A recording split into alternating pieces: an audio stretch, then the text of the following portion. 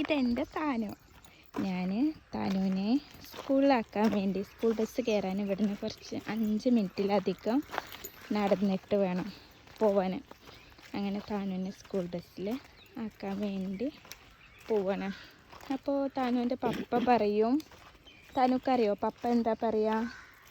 പപ്പ പറയാനേ ഇങ്ങനെ എന്നും ഇങ്ങനെ രാവിലെ ഋഷി ബേബിയൊക്കെ ഉള്ളതുകൊണ്ടേ ഉമ്മയ്ക്ക് ബുദ്ധിമുട്ടല്ലേ താനുവിന് നിഷുവിന് എന്നും ഇങ്ങനെ നടന്ന് അങ്ങോട്ടാക്കിയിട്ട് പിന്നെ ഞാൻ തിരിച്ചു ഇങ്ങോട്ട് നടന്നിട്ട് വരണ്ടേ.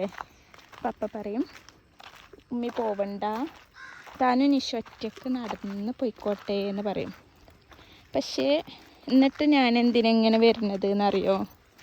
നമ്മളിങ്ങനെ നടന്ന് പോകുമ്പോഴേ താന് കുറേ സ്കൂളത്തെ വിശേഷങ്ങളൊക്കെ പറയലില്ലേ, അത് കേൾക്കാൻ എനിക്ക് ഭയങ്കര ഇഷ്ടമാണ്. താനുക്ക് അത് പറയാനും നല്ല ഇഷ്ടമല്ലേ, അതുകൊണ്ടാണ് ഞാൻ വരുന്നത്. അപ്പോൾ പപ്പ പറയും വേറെ കുറേ ടൈമില്ലേ വിശേഷങ്ങൾ പറയാൻ, സ്കൂൾ വിട്ട് വന്നാലൊക്കെ ഇല്ലേന്ന്. അപ്പോൾ ടൈം ഉണ്ടെങ്കിലും താനുക്ക് TV കാണണം, താനുക്ക് സൈക്കിൾ ഓട്ടണം അല്ലേ. ഉമ്മയ്ക്കാണെങ്കിലോ വീട്ടിലത്തെ കുറേ വർക്ക്സ് ഉണ്ട്, ഫുഡ് ഉണ്ടാക്കണം, ക്ലീനിങ് ചെയ്യണം, ചെടികൾ നനക്കണം അല്ലേ.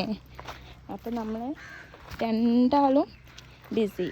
അപ്പോൾ ഈ ഒരു 6 മിനിറ്റ് 7 മിനിറ്റ് എന്ന് പറഞ്ഞാൽ നമുക്ക് രണ്ടാൾക്കും ഇങ്ങനെ കൈ പിടിച്ച് സംസാരിച്ച് പോകാൻ ഭയങ്കര രസമാണ് അല്ലേ.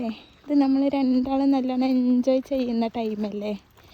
അപ്പോൾ ഈ ടൈം എത്ര ബുദ്ധിമുട്ടാണെങ്കിലും ഞാൻ താനുവിൻ്റെ കൂടെ ഇങ്ങനെ വരും സ്കൂൾ ബസ്സിലാക്കാൻ അല്ലേ. നിഷും കൂടെ ഉണ്ട്. ഇന്നിപ്പോൾ നിഷു മുന്നിൽ കണ്ട് പോയില്ലേ. നിഷു